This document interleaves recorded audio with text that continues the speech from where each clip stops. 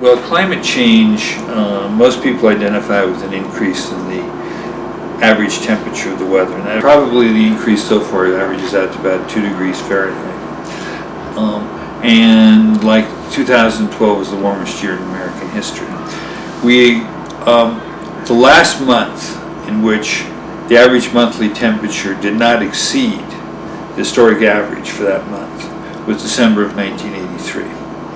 So for like 30 years, we've had a weather pattern in which every month we get warmer, it gets warmer and warmer than the historic average. There's a very good example of this is in New York City, where our water supply used to be collected in the Catskills from snowfall every spring.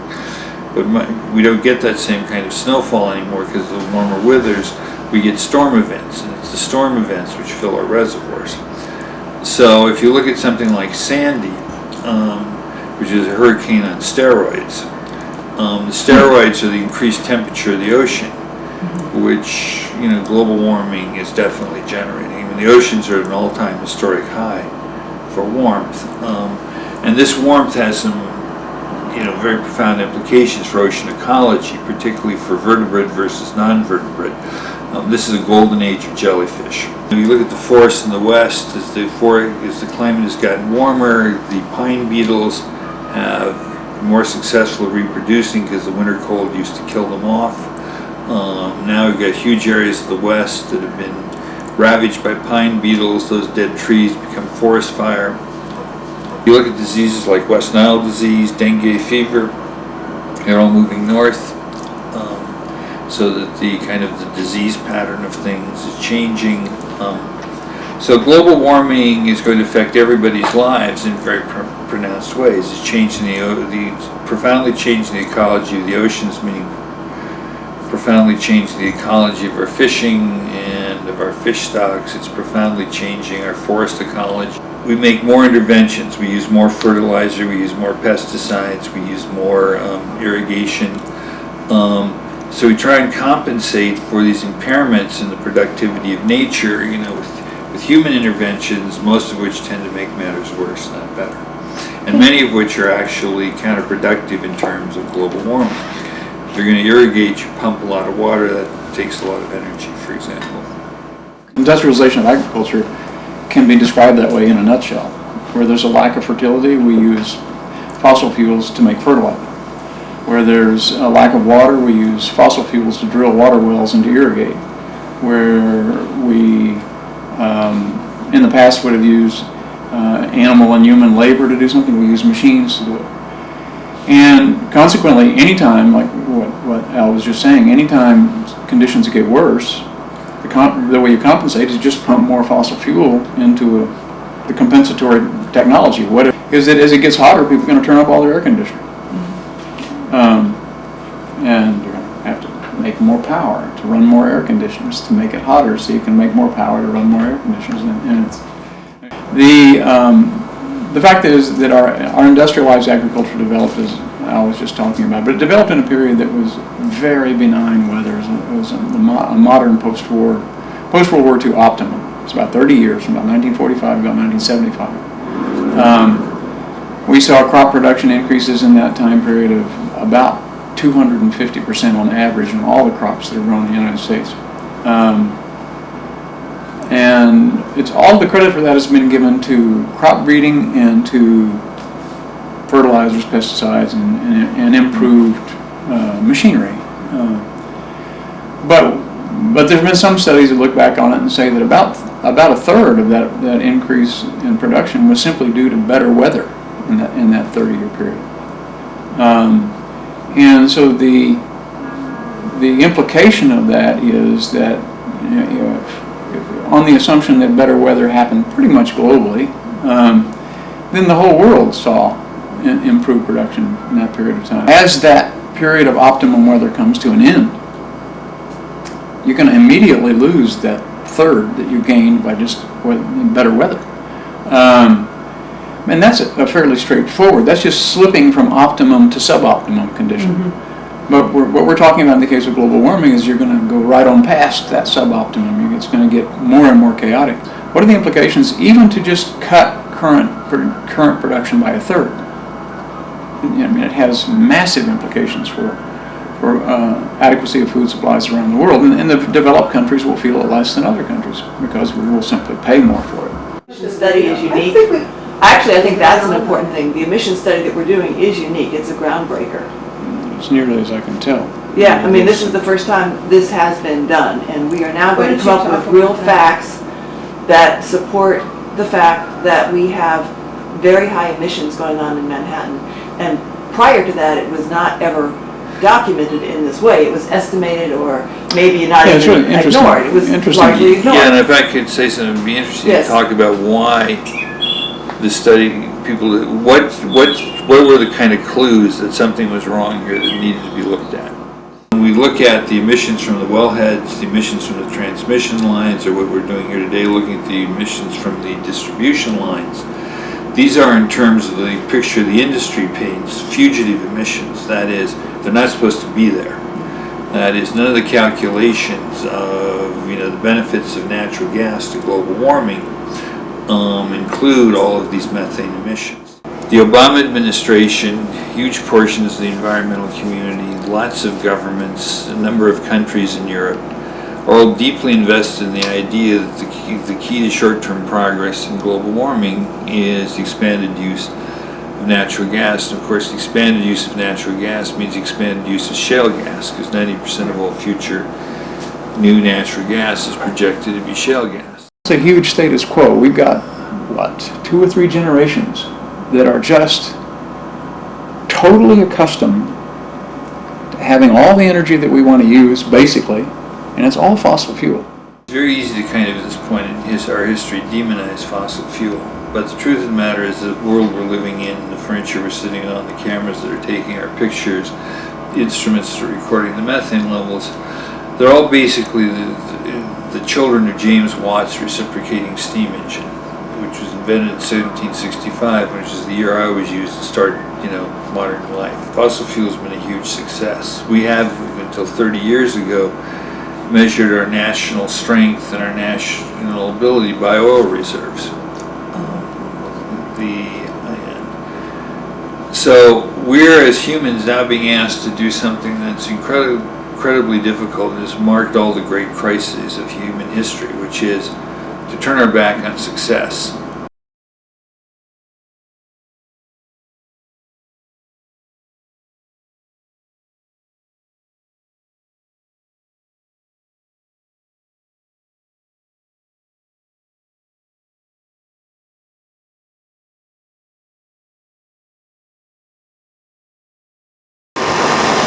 And as it drills in, it takes like a pencil piece out of the middle of the tree. And then when you snap it backwards, it snaps it off. This is a spoon we put inside, and we can pull the core out. Okay. And then we analyze the core for methane. And we have students at Boston University right now analyzing our core samples. We're looking at the tree rings, we're looking at the growth, all different kinds of things, and we're testing the cores for methane. What is happening now is, because he's done a lot of work in Boston, they've been working a lot with trees. And so things like the median here, these trees might be, would they be having gas? Tree has to be within the root zone of a gas leak. So it's got to do with, if there's a gas leak and the tree is near it, it will get damaged by the gas. So that is one thing that we're working on in the Boston area. Yeah. There's a tremendous amount of gas leaks around the trees. Because as it gets into the trees, it actually sort of smothers them because it takes all the oxygen out. It's the lack of oxygen. The roots need healthy respiration. They need 21% oxygen. The methane displaces the oxygen, and also there's a bacteria that comes in and actually consumes the methane and gives off carbon dioxide, and we have very low oxygen levels around the trees where there's gas leaks present because of the elevated methane-eating bacteria. And we can test for that. This is an industry standard Bascom-Turner combustible gas indicator. And what you can see on this instrument, I also have an oxygen meter. It's an oxygen sensor. So what we can do is we can test for natural gas, for methane, and what we also do is test the oxygen levels. Wow. So the oxygen levels of what we breathe here is 21%, 18 to 21% is the normal oxygen range, and that should be the properties below ground as well. And what we're finding is when there's a gas leak and it's been there for a while, we'll get oxygen levels down near 0 to 10. So we have a decrease in the oxygen level. This is the methane. This is the methane analyzer by Picaro, and well, this has a lot of things on it, but what we're measuring right here is CH4. So this is the methane read right here. Is there's Oh, it just went up. yeah, there's gas leaks all around us, low-level gas leaks. We've hit some where we have much more elevated readings in here. Normal background is about 1.85 to 1.9% methane naturally occurring globally everywhere you go around the world. Now here, what's happening is there's multiple gas lines in the street. They could be in the sidewalk, the service lines, and every little leak is giving off methane. So what happens is this collector right here will bring. Let me show you this. Now what's happening here is this is the Picaro cavity ring down spectrometer. Okay? And what this does is it brings in an air sample from this collector and brings it inside the machine where there's a laser beam, and it analyzes the air to give us a methane read down into the parts per billion. Connected to the Picaro is a GPS unit, the Hummingbird, which you see out on boats, and that would be right here. This is the Hemisphere GPS unit. So what's happening here is the air is being analyzed every second. The GPS coordinates are taken every second, and they're plotted on Google Earth. So we get a methane read every second, and we get a GPS reading around every second, and they correlate with each other, so we can plot right out on Google Earth what we're doing. With this machine, the sensitivity is so high or low, depending on how you want to put it, its ability to detect trace amounts of methane is so good that if there's a leak out of that hole, we're going to see an increased level here. It's going to be a tiny amount, but we're going to see it. Right. And so what happens when we're doing a survey and driving around the roads, if we see a minor increase in methane, we know that we need to look closer in that area. And then what we'll do typically is go back and make another pass and get, narrow the area that we're suspect. And then we get the other instrument out and we start walking around with the instrument to precisely locate it. How quickly will it dissipate? How quickly will methane dissipate in the air? Quickly. Like in a few feet or a few minutes, a few seconds? A few feet. I'll give you an example. Today we had a leak that's coming out of the road. The hole is big around as my fist.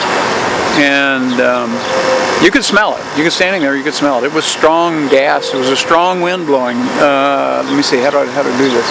It's like we were standing where that truck is right there. That's where the car was. Okay. The leak was about right where we are. And the wind was blowing strongly this direction. We picked up that leak on the way by. Bob went back with the instrument and identified the exact location. It turned out to be 67% gas coming up out of the ground. But there was a strong wind blowing this way. And I could pick it up all the time in the car. Yeah, parts per billion is very interesting. That's what they're logging in, parts per billion. And previous tests never had that ratio. They had like a lot less, right? Well, laboratory methods previously could measure to parts per billion, but you had to actually take a sample and take it to a lab and run the analysis. The beauty of this instrumentation is that you can do every second. What you used to have to actually take a sample and go put it on an instrument as a single sample. So, the number of samples you could take in a day was very limited because you had to actually physically collect a sample. Shall we take off? This is a graphic of where we've been today that shows the elevated gas readings. If you look at this right here, this is a level area, and then what happens is right at the end we bump up, and that indicates an elevated methane read right here. And I believe we're right here right now. And what we'll do is we'll drive right down the street here I think this is where we're at. I'll have to see. As soon as we start moving, it'll go along. So Shows the height of the methane that is coming out of the ground at that moment as you're driving right over it. And where is the methane coming from? Why is It's all underground. This is pipeline. This is a pipeline study. This is a study of all the leaks that are happening in pipelines around the city. And how long has this study been going on? They've been running for a week. They started on Monday and are finishing it this afternoon. It's been 5 days of running around. It's almost 200 total miles, although there are actually 4,200 miles of gas pipelines in New York. I think that includes Westchester, but not the other boroughs, is my understanding. So what this test is going to do is just show a nice range of the kind of leaks that are happening in Manhattan right now. Just a number of things that affect how much actually comes to the surface and how fast it comes to the surface at any particular location. For example, there will be places where the pipes are running in a service tunnel. So the pipes are surrounded by open air inside the tunnel, and the gas then just basically fills up the tunnel space and moves to the nearest open spot.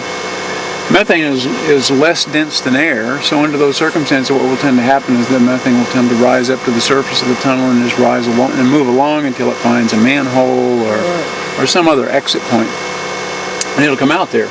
In other places the pipe is actually buried in soil under the road. And when it's buried in soil under the road, then what happens is the gas tends to permeate the whole soil and just fills that soil up with gas. But again, even in soil, there tend to be cracks and channels and pathways that are more open, and the gas will move preferentially along those until again it finds a surface opening. I'm right in the middle of the street here. That's been patched in several locations right here to our left. How can you see that? Well, I can see the patches in the street, and I can see the drill holes that we had talked about where they'd indicate that they were looking for the gas leak, trying to pinpoint it. They take a rock drill and drill down a series of holes about 6 feet apart, and then you take the high reading, and that's where you dig for the leak. Now I can go down East Broadway here. We picked up one today that I mentioned earlier to you that was the concentration of gas just below the pavement surface was 67% methane, or 67% combustible gas, which is a substantial leak, but somewhere below that is where it's actually coming out of the pipe, and where it's coming out of the pipe, it's 100%. So there was a little dilution in the distance between that particular point of the road surface and the pipe point below. There was enough air mixing with the gas so that when it hit the surface it was already diluted by about a third to 67% gas. But then how do you know that it's how close to the surface it is, or whether You don't. When any given leak is going to be, every one of them is going to be a slightly different situation. What you know is that there's a leak there. You know that when you have that kind of a gas concentration, you know somewhere in that vicinity, nearby, there's a pipeline that's leaking gas. But you've got these yellow lines right here over here by the side of the street. Yeah, and that'll indicate where there's a gas line, and it's usually the dig safe rule is 3 feet either side of that line. You should avoid digging, and just be aware that there's a gas line there. Obviously, if the gas company is digging on it, they're trying to get down to their pipe. But if Here's your fine right there. Okay, all right, just put it down. That's fine. Thanks. There's something going on over there. yeah, we've had some leak indications, no doubt about it.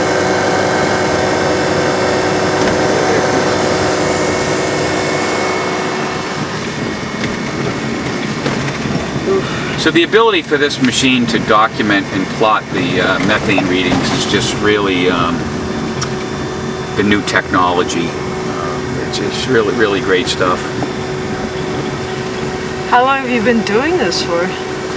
Well, I worked in the gas industry for 25 years and left to work with communities to protect urban forests from gas leaks. So I've been working with the natural gas industry and natural gas for about 30 years. And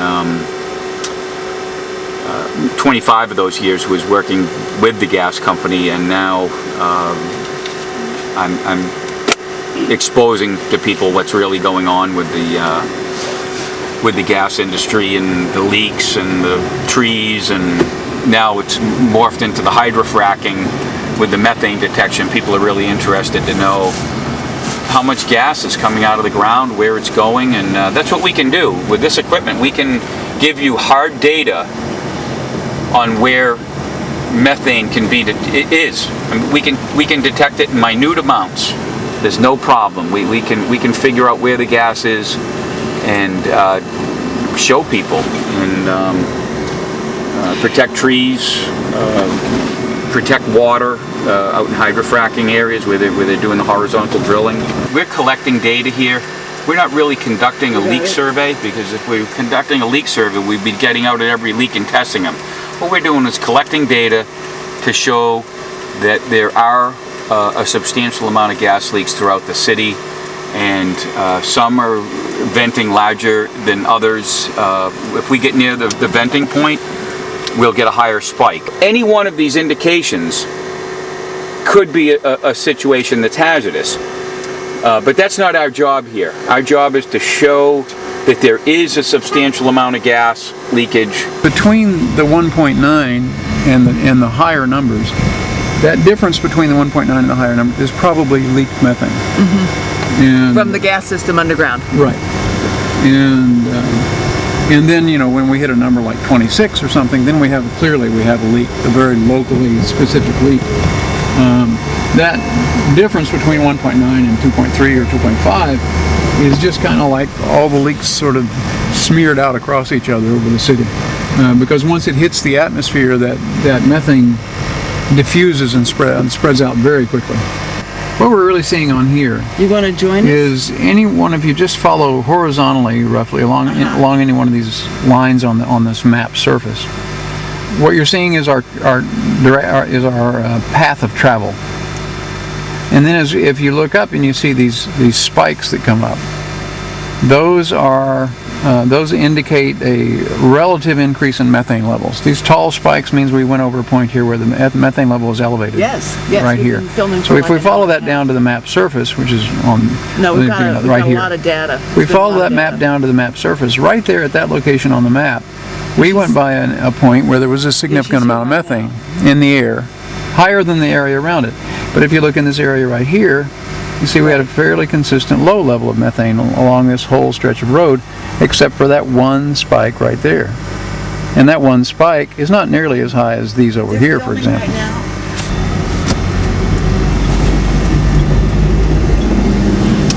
So we have to go over another block, right? We do? Colleen? Oh yeah, one more block. What I was referring to is that it's not so much that we are not subsidizing the alternative energy. The problem is that we are subsidizing fossils. If you're using a gas from a geological or mineral source, the amount of radon that's in that gas is determined actually by the amount of uranium that's in the rocks surrounding that gas under the surface of the earth. And the Marcellus Shale, for example, appears to have fairly elevated radon levels in it. So if you're burning biologically produced methane, you're not going to have radon exposures in excess of whatever's in the environment where that biological process is occurring. If, on the other hand, you're burning Marcellus Shale methane, you're going to be probably subjected to higher than normal levels of radon, because the gas is bringing the radon with it. And radon does not burn. It's what's called a noble gas, and it'll go right through the flame in your stove, and the radon ends up in your house, and then it does what radon does. But that's just one of the kinds of examples of compounds that come Carcinogenic. with it. Let me add that. Yeah, what It's does highly radon carcinogenic. do? And It's lung cancer. it's because it's a radioactive element, and it's the radiation that causes the radiation from what happens to radon. Radon breaks down naturally, and when it does, it releases radiation. But there are other components in geological gas that present health risks. Many of them are reduced in when gas is processed from a well to come into a commercial pipeline. Some of them are not. And many of them we don't really know we don't really have that good information about in terms of what their toxic effects are. Some of them we know are toxic. I mean, that's well accepted. Some of them we're not sure about. Methane itself is there doesn't seem to be any real information on what does long-term exposure to low levels of methane mean health-wise. It's generally taken that, well, they don't mean anything because we have methane in our intestinal tracts all the time.